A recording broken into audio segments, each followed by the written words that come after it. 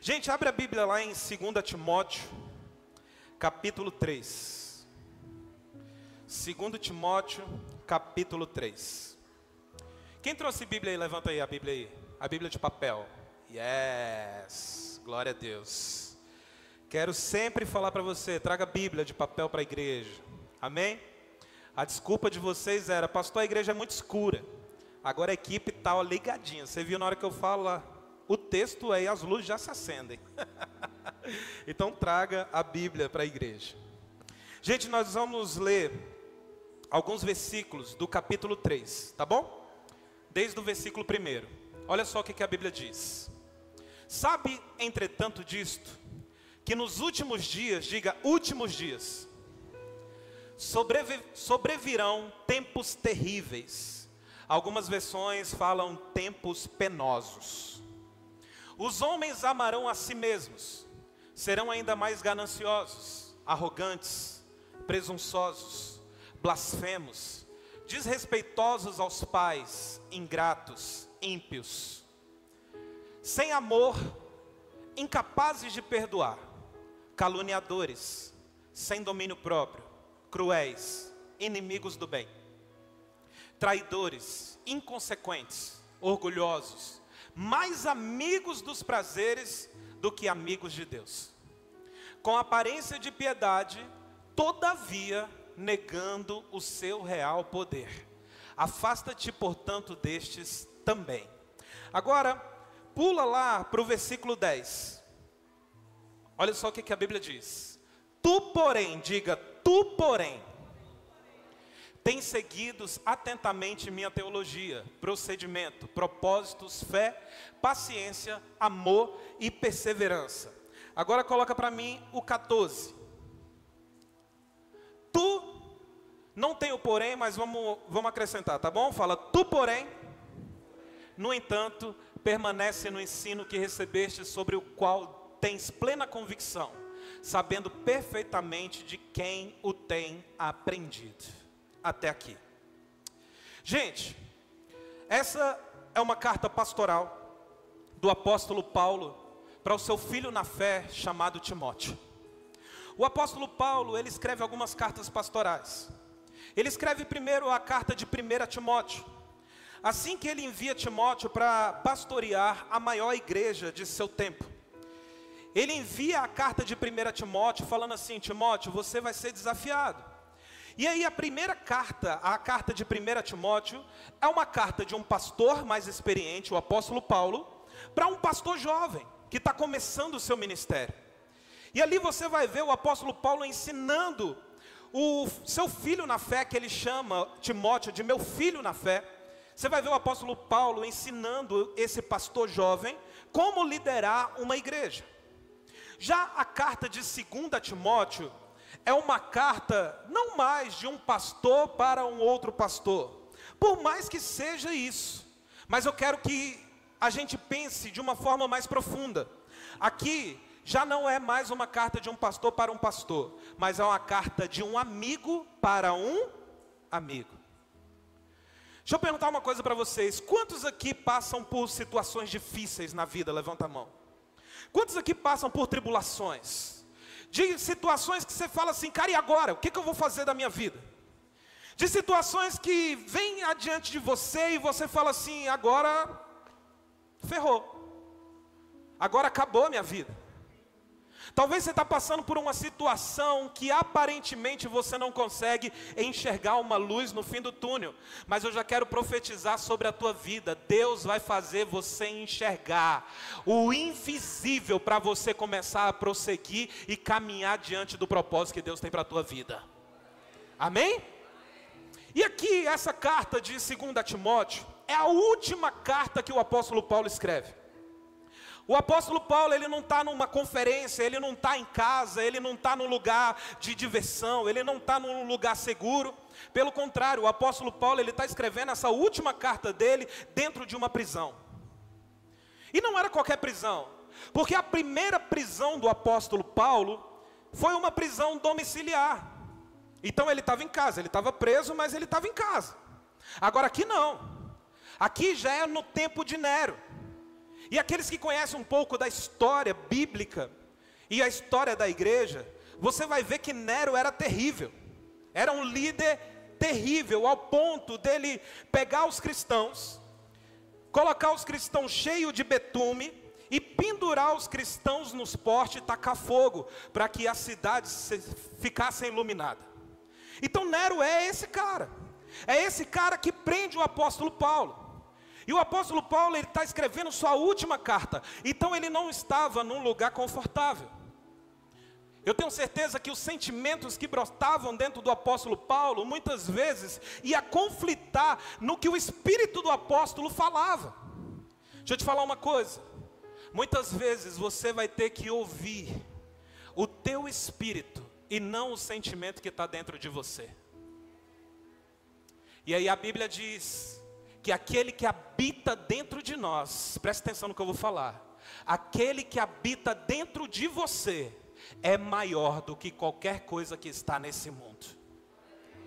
Então tem horas que a gente tem que parar de ouvir o nosso sentimento, tem hora que a gente tem que parar de ouvir o nosso coração, e a gente começar a ouvir aquilo que Deus está falando dentro do nosso espírito. Vocês estão aqui em nome de Jesus?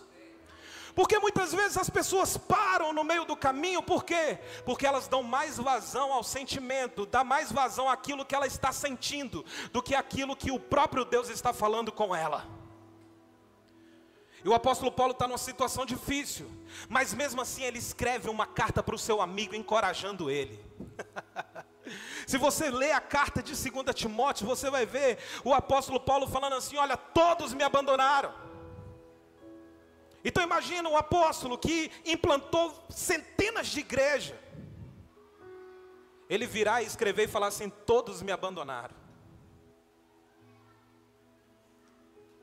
Você já se sentiu só?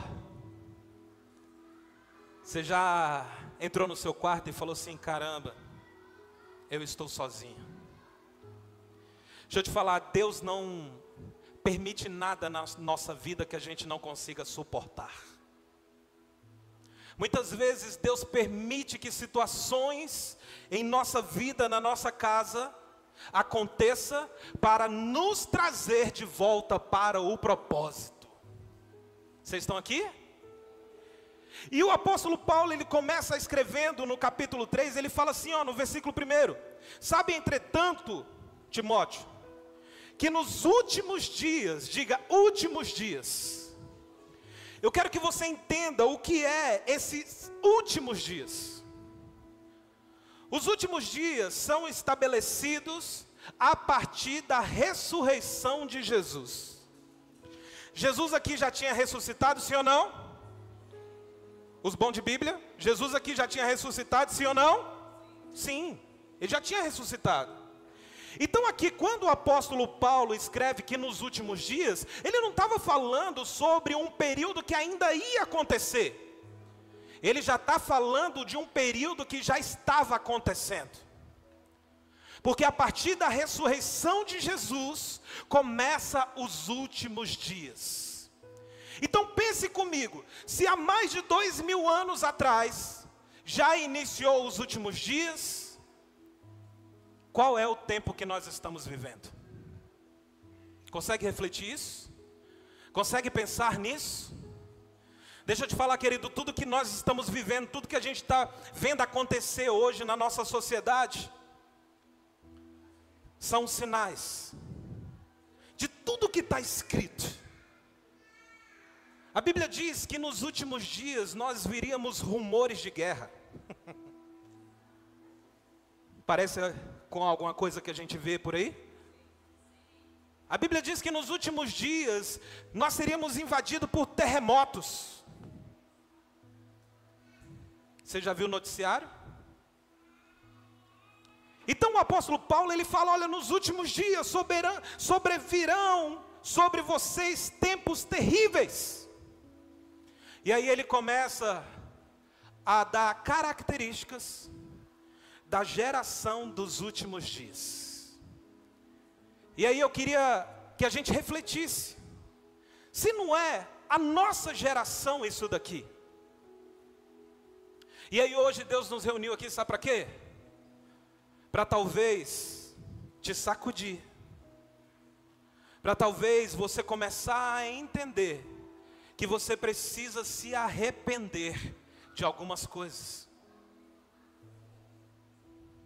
E uma das coisas que o apóstolo começa a falar é que os homens amarão a si mesmos. Parece com alguma coisa da atualidade? Porque quando a gente olha para as pessoas, a gente consegue enxergar literalmente o que o apóstolo Paulo está escrevendo. Uma geração extremamente hedonista. Uma geração que só pensa no seu próprio umbigo. Uma geração que não consegue enxergar o outro. Mas da mesma forma que a Bíblia diz que nos últimos dias o amor de muitos se esfriaria, eu quero dizer que nós seremos uma geração diferente. Amém? Se o amor de muitos vai esfriar, mas existem os poucos, e nós seremos os poucos em nome de Jesus. O amor não vai esfriar em nós. Pelo contrário, nós vamos viver uma revolução do amor no nosso tempo. As pessoas vão olhar para você e vão enxergar Jesus em você. Elas não vão olhar para você e vai falar assim: ah, mas ele só pensa nele mesmo. Entenda o que o apóstolo Paulo está escrevendo aqui, ó, que nos últimos dias vão vir tempos difíceis. Deixa eu te falar. Eu já vi alguns pregadores falando assim: não, o tempo vai melhorar. Deixa eu te falar, querido, não, o tempo só vai piorar. Me perdoa, mas aqui na Real Amor você vai ouvir a palavra da verdade. Aqui eu não vou mexer no seu ego. Aqui eu não quero que você saia daqui, glória a Deus e aleluia, e a sua vida não seja transformada. Eu quero que você viva o propósito de Deus. Eu quero que o Espírito Santo pegue você e te sacuda, para que você se torne tudo aquilo que um dia Deus estabeleceu que você fosse. E não te dá palavrinhas de mamão com açúcar, que vai mexer com o seu ego, que vai, sabe, você vai sair daqui com um arrepio. Não. A gente pode até se arrepiar, sabe, como eu me arrepiei aqui no louvor, sentindo a presença de Deus. Mas a palavra de Deus, quando ela penetra, a Bíblia diz que ela faz distinção, ela separa juntas e medulas. Quando a palavra de Deus penetra no coração do homem, não tem como o homem continuar sendo o mesmo. Vocês estão aqui em nome de Jesus? E aí o apóstolo Paulo está falando assim, ó, nos últimos dias os homens amarão a si mesmo. Como que está o teu coração? Como que está a tua vida? Como você se comporta nesse tempo, nesses dias? Sabe, eu não estou aqui como uma pessoa que está apontando o dedo na tua cara e te julgando. Eu estou aqui apenas com um homem que ama você, para que talvez você reflita e a sua vida mude. Amém? Se a gente for observar Jesus, quando ele começa a falar sobre a volta dele. Quer ver? Coloca para mim aí Mateus, ai Jesus. Mateus não, Lucas. Lucas 17. Coloca por favor aí, Lucas 17, versículo 24, a partir do 24. Jesus, ele está falando com os discípulos e com os fariseus. E aí aqui ele vai falar sobre a volta dele. Quantos amam a volta de Jesus? Amém? Quantos creem que Jesus vai voltar? Amém? E olha só o que Jesus fala: porquanto a chegada do Filho do Homem no seu dia será como o relâmpago, cujo esplendor da luz vai de uma a outra extremidade do céu. Antes, porém, se faz necessário que ele sofra muito e seja rejeitado por esta geração. Pois assim como aconteceu nos dias de Noé, diga nos dias de Noé, também será nos dias do Filho do Homem. As pessoas viviam comendo, bebendo, unindo-se em matrimônio e sendo prometidas em casamento, até o dia em que Noé entrou na arca. Então sobreveio o dilúvio e o destruiu a todos. Olha como essa palavra é séria. Versículo 28. Da mesma forma ocorreu nos dias de Ló. O povo dedicava-se a comer e a beber. Lembra que nos dias de Noé, a gente acabou de ler, que o povo comia e bebia? Só que aqui, no tempo de Ló, Jesus acrescenta mais algumas coisas. E ele fala assim, ó, ocorreu nos dias de Ló, o povo dedicava-se a comer e a beber, só que ele acrescenta mais algumas coisas. Ele fala assim, o povo comprava, vendia, plantava e construía. Versículo 29. Todavia, no dia em que Ló abandonou Sodoma, choveu fogo e enxofre do céu e destruiu a todos. Deixa eu te falar, querido, isso é a palavra da verdade. Jesus ele está falando para os discípulos sobre justamente o que o apóstolo Paulo está falando para Timóteo aqui. Jesus falando para os discípulos, olha, os sinais da minha vinda serão como nos dias de Noé, serão como nos dias de Ló. O que significa comer e beber? Significa uma geração que só se preocupa com o seu bem-estar. Uma geração que só se preocupa com os seus próprios desejos. E essa nossa geração, a geração dos últimos dias, uma geração hedonista, que só pensa no umbigo, que só pensa no seu prazer. Jesus já tinha falado isso para os discípulos. Olha, o sinal da minha volta será esta geração. Uma geração que só pensa em si mesmo. Uma geração que só pensa em capitalismo. Eu queria pedir para o time da adoração cantar aquela música de novo, aquela segunda na volta aqui. Porque tem tudo a ver com o que o Espírito Santo gerou no meu coração. Uma geração que só pensa nas suas coisas. E aí olha só, o que a Bíblia diz, no versículo 30.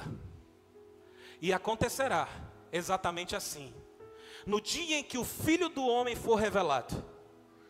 Versículo 31, portanto naquele dia, quem estiver sobre a laje não desça para recolher os bens que estiverem dentro de casa. Semelhantemente, quem estiver no campo não deve retornar por motivo algum. Versículo 32, lembrai-vos da esposa de Ló. Quem tentar preservar sua vida, perdê-la-á, mas quem perder a sua vida, na realidade, a manterá. Quem está disposto a perder a sua vida por Jesus, cara? Porque um dia nós vamos viver com Ele, em nome de Jesus. Versículo 34. Ai, Jesus, eu vos asseguro que naquela noite, presta atenção, gente, 2 pessoas estarão numa cama, uma será levada e a outra deixada. Isso é muito sério. Versículo 35, 2 mulheres estarão no campo, uma será tirada e a outra deixada. Versículo 36, 2 trabalhadores estarão no campo, um será tomado e outro deixado. Versículo 37, diante disso lhe indagaram, onde se dará tudo isso, Senhor? Advertiu-lhes o Senhor Jesus, onde houver um cadáver, ali se ajuntarão os abutres. Cara, quando eu leio esse texto, o meu corpo chega a tremer. Porque só quem sabe como será a volta de Jesus, somente Deus sabe. Amém? Nem o filho, a Bíblia fala que nem o filho sabe, somente o Pai. Só que a volta de Jesus não é uma volta que ele vai trocar trombetas, que ele vai anunciar, olha, daqui a 10 dias eu estou voltando. Deixa eu te falar, pisca aí, pisca. Puf, Jesus voltou. É assim. A volta de Jesus será assim. E esse texto me choca, sabe por quê? Porque aqui eu consigo ver uma porcentagem. 2 pessoas estarão, uma será tirada e outra deixada. 2 pessoas estarão no campo, uma será levada e outra deixada. Eu não sei você, mas isso gera um temor tão grande no meu coração. Porque é uma porcentagem de 50%. Será que se Jesus voltasse agora, pá, quem de nós ficaria?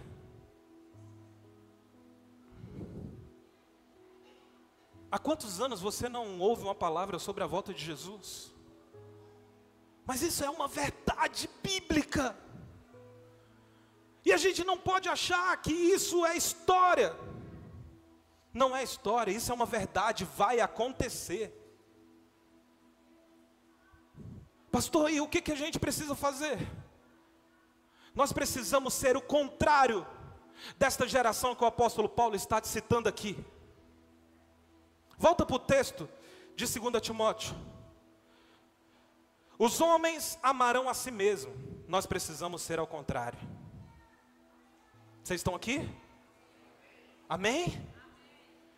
Cara, se eu desejo estar com Jesus, eu não posso me tornar uma pessoa como o apóstolo Paulo está advertindo. Amantes de si mesmo serão ainda mais gananciosos. Meu Deus do céu. Cara, a canção fala que, não sei como é que é, mas fala que ele deixou o tesouro para poder vir para cá. E aí a gente fica aqui lutando, sabe? Lutando por mais coisas, mais coisas, mais coisas. Aí Deus te dá, aí já não basta para você, porque você quer mais, você quer mais, você quer mais. Eu não estou aqui pregando miséria não. Eu estou pregando aqui que nós precisamos fugir dessa ganância. Ter as coisas é bênção, sim ou não? Deus dá, Deus entrega coisas, lógico que entrega. Mas o problema é como está o nosso coração. E o apóstolo Paulo nos alerta, olha, não sejam gananciosos. Porque a geração do fim será uma geração assim. Uma geração gananciosa. Aí ele fala assim, uma geração arrogante. Cara, em nome de Jesus, nós precisamos ser uma geração humilde. Pessoas que não sabem lidar com o poder. Estava conversando com o André agora à tarde sobre isso. A pessoa sobe no gilete e já quer discursar. A pessoa vem para o ministério, no início é, glória a Deus, meu sonho. Deus falou comigo. E aí depois? E onde está a perseverança? Onde está a forja? Porque Deus, deixa eu te falar uma coisa, querido, em nome de Jesus. Quando você sai dessa sua bundinha aí da cadeira e vem para o propósito, para o lugar onde Deus quer que você esteja, e tem um monte de gente aqui que está correndo do propósito, está correndo do ministério, está correndo do chamado. Sabe por quê? Porque você sabe que o dia que você tirar sua bundinha dessa cadeira, Deus vai começar a te tratar. E aí sabe por que você não levanta a sua bunda daí? Porque você não quer ser tratado. Porque existe um ego dentro de você ainda, que ainda você não colocou à disposição do Espírito Santo, para você ser tudo aquilo que Deus quer que você seja, cara, em nome de Jesus. A gente não pode perder tempo, a gente não pode achar que a volta de Jesus está longe, não está.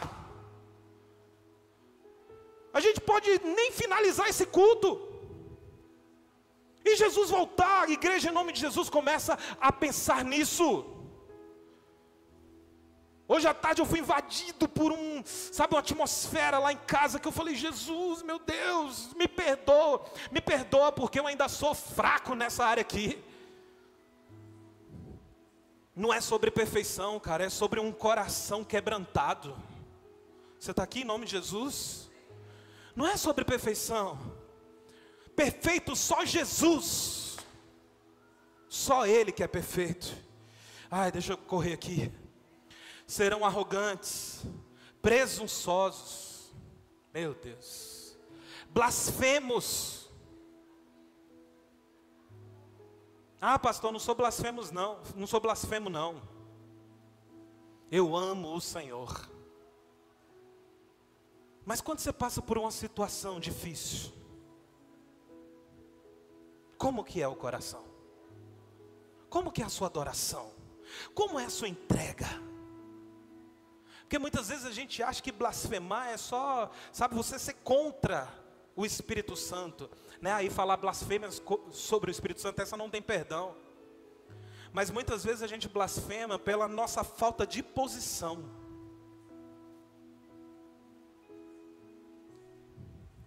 O pastor demora tanto tempo para pregar e vem trazer essa palavra para a gente. Ah, querida, eu não quero te enganar. Eu quero que você amadureça na sua fé. Eu quero que quando Jesus encontrar com você, meu Deus do céu, Ele vai poder falar assim: vem meu filho, entra. Sabe, eu quero que você seja essa pessoa treinada, sabe, na palavra, no propósito. E se depender de mim, eu não vou te enganar. Você pode até ficar dodóizinho, o problema é teu. Mas eu vou continuar sendo fiel à palavra de Deus. Não seja blasfemo, não seja ganancioso. Aí ele fala assim, desrespeitosos aos pais. Meu Deus do céu. Não é sobre o seu pai ser bom, o seu pai ser ruim. É sobre você ter uma posição diante de Deus, de respeito para com aquele que te gerou. Mas você não sabe o que o meu pai fez comigo. Não interessa. A partir do momento que você teve um encontro com Jesus, cara, o nosso papel é respeitar, é honrar os nossos pais. Se você não faz isso, me perdoe, querido, queridona, você está em pecado. Desculpa. Mas eu oro, sabe para quê? Para que Jesus quebrante o teu coração. Para que através da sua vida, o seu pai tenha uma experiência com o Espírito Santo. Sabe, que o amor que um dia Deus plantou no teu coração seja tão envolvente, ao ponto de você manifestar esse amor diante daquele que talvez te abusou, diante daquele que nunca te deu carinho, diante daquele que te abandonou. E você viver esse amor tão genuíno, ao ponto do teu pai, da tua mãe olhar para você e falar assim: cara, ele não tinha condição de fazer isso por mim. Porque muitas vezes Deus usa a gente dessa forma. Quantas pessoas se convertem aqui e falam assim: pastor, o Espírito Santo gerou no meu coração uma relação de pessoas que eu preciso pedir perdão. Jesus faz isso, sim ou não? Se eu pedir para levantar a mão, a maioria de vocês vão levantar a mão. Do Espírito Santo falando assim: peça perdão. E aí o Espírito Santo é muito doido, né? Porque ele faz a gente pedir perdão para umas coisas que a gente está certo. E o outro que feriu. Mas o perdão bíblico não é o ferido que pede perdão. É aquele que foi... Não é quem feriu. É o ferido que pede perdão. Sabe por quê? Um dia eu estava questionando a Deus, falando assim: Deus, mas está errado. Poxa, eu não fiz nada. Aí o Espírito Santo falou para mim assim: é porque você permitiu que uma raiz de amargura entrasse no seu coração. O seu coração precisa ser limpo. Aí a gente não entende porque Davi foi um homem segundo o coração de Deus. Porque é sobre aquilo que a gente permite entrar. Deixa eu te falar, Deus te deu poder para você permitir ou não entrar algo para dentro de você. Se você permitiu, o problema é teu. O problema não é do outro. Então é por isso que o ofendido, que permite com que aquela mágoa, com aquela situação entre dentro do coração, que precisa ir lá e falar: me perdoa. Deixa eu te falar, enquanto você não fizer isso, a Bíblia fala que existe um defunto que você carrega.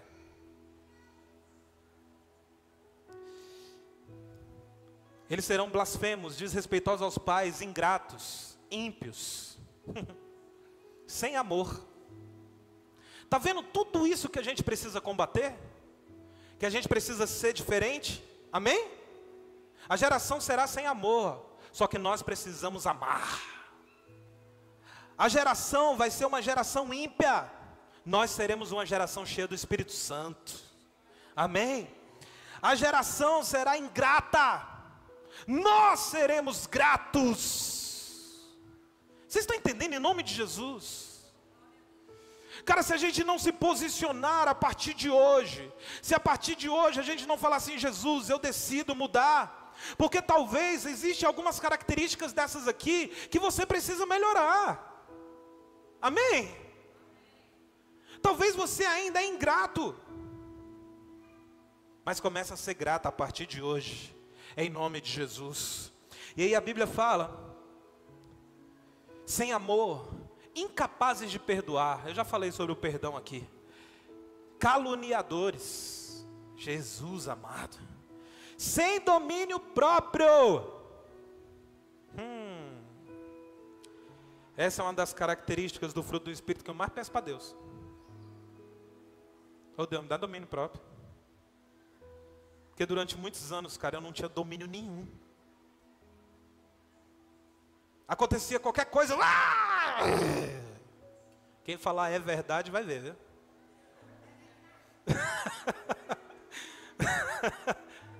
Mas fica quieta. Mas eu falei: Deus, está errado. Existe um espírito dentro de mim que precisa me dominar. Eu não posso agir dessa forma.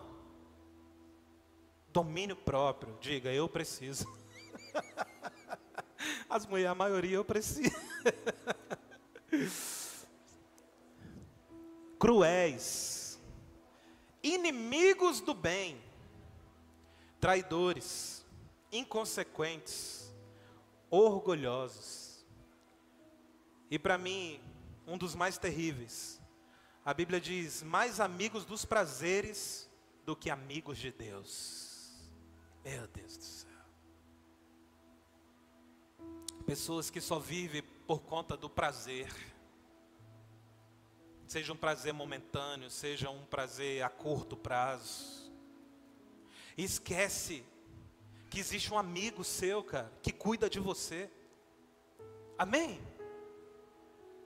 Que se você for fiel, a Bíblia diz que mesmo na nossa, olha só o que a Bíblia diz, mesmo na nossa infidelidade, Ele permanece fiel.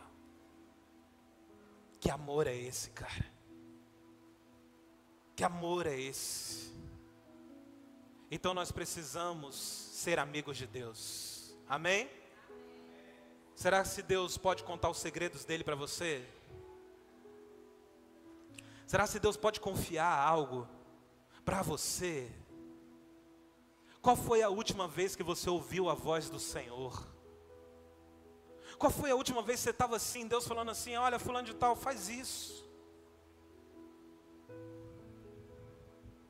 Amigo de Deus, amigo de Deus.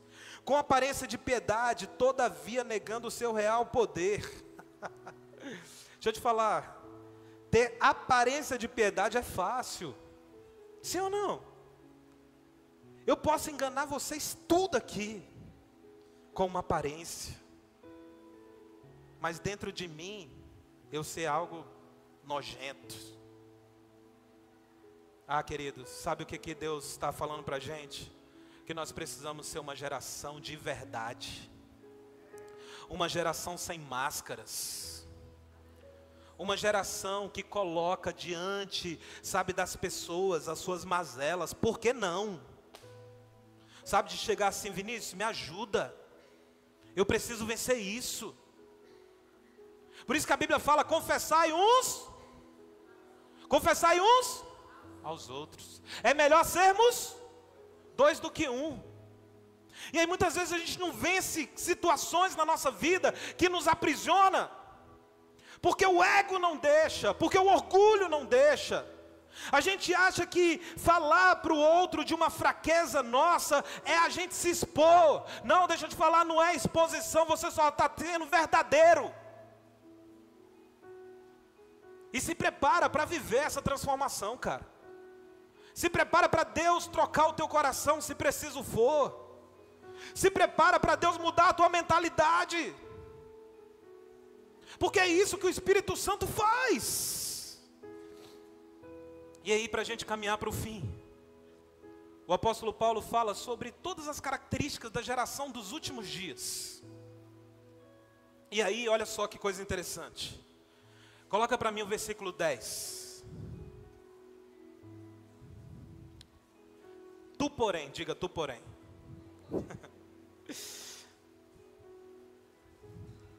Tem seguido atentamente minha teologia, procedimento, propósitos, fé, paciência, amor e perseverança.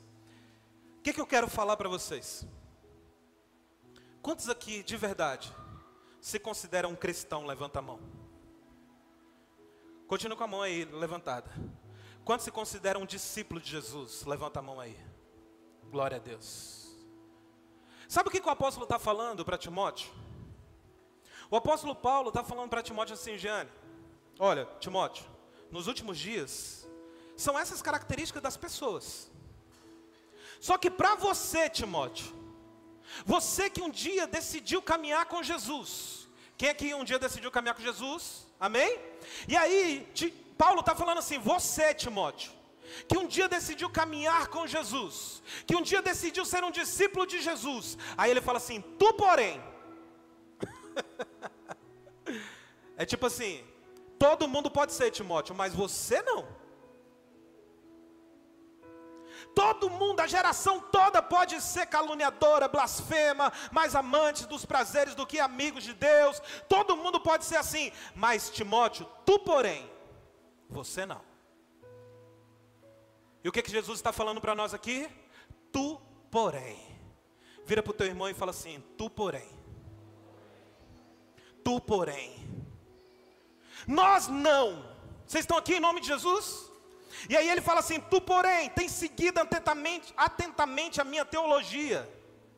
Timóteo, você sabe qual é o meu procedimento. Você caminha do meu lado. Você medita nas escrituras. Você sabe qual é o propósito. Você, Timóteo, você precisa ter fé. Você precisa ter paciência. Você precisa ter amor. Você precisa perseverar. Diga perseverança. Uma das coisas que mais impede de um homem ou uma mulher de Deus de viver o propósito de Deus para ela, sabe o que é? É a falta de perseverança. Situações acontecem, o que a pessoa faz? Desiste, não persevera. Cara, em nome de Jesus, que a perseverança de Deus venha sobre a tua vida, em nome de Jesus. Aí o apóstolo Paulo fala assim, olha Timóteo, você entendeu, né? Que tu porém, Timóteo, você não. Aí ele fala assim no versículo 11, observando minhas perseguições e aflições que sofri em Antioquia, Icônio e Listra, quantas perseguições suportei, contudo, deixa eu te falar, olha só o que o Paulo fala, contudo, de todas o Senhor me livrou. Meu Deus do céu, deixa eu te falar, está passando por situação, persevera, porque o Senhor vai te livrar em nome de Jesus. Está passando por uma luta que você acha que não vai dar conta, Deus vai te dar força para você superar isso em nome de Jesus. Paulo está falando, olha, Deus me livrou de todas as perseguições. Versículo 14, diga, tu porém, no entanto, permanece, diga permanecer. Fala assim, ó, permanece no ensino que recebeste, e sobre o qual tens plena convicção. Deixa eu te falar, querido, em nome de Jesus, quando eu falo para você trazer Bíblia para a igreja, eu estou pedindo para você fazer meio que um exercício, para que você se apaixone a cada dia mais por esse livro. Amém? Para que você entenda, cara, que isso daqui não é um manual. Muitas vezes eu até falei que isso daqui é um manual, mas hoje eu entendi que não. Sabe por quê? Porque manual a gente lê e fala assim, olha, ponto 1, ponto 2, a gente vai... Só que isso daqui não é um manual, isso daqui é um estilo de vida. Entende? Deus não quer que você siga ponto 1, ponto 2, ponto 3. Deus quer que você viva a plenitude da palavra. Deus quer que você olhe e fale assim, olha, como Timóteo, olha, permanece no ensino. O que Paulo estava falando? Timóteo, a geração vai ser assim. Mas tu, porém, Timóteo, você, Para você vencer isso, você precisa permanecer no ensino que recebeste e sobre o qual tens plena convicção, sabendo perfeitamente de quem tem o aprendido. Deixa eu te falar, sabe de quem que você tem que aprender isso daqui? Do próprio Espírito Santo, porque só Ele vai gerar convicção dentro de você. Versículo 15: porque desde a infância sabes as sagradas letras, que tem o poder de fazer-te sábio para a salvação, por intermédio da fé em Cristo Jesus. Versículo 16: toda a escritura é o quê? Inspirada por Deus, e proveitosa para ministrar o quê? A verdade, para repreender o mal, para corrigir os erros e para ensinar a maneira certa de...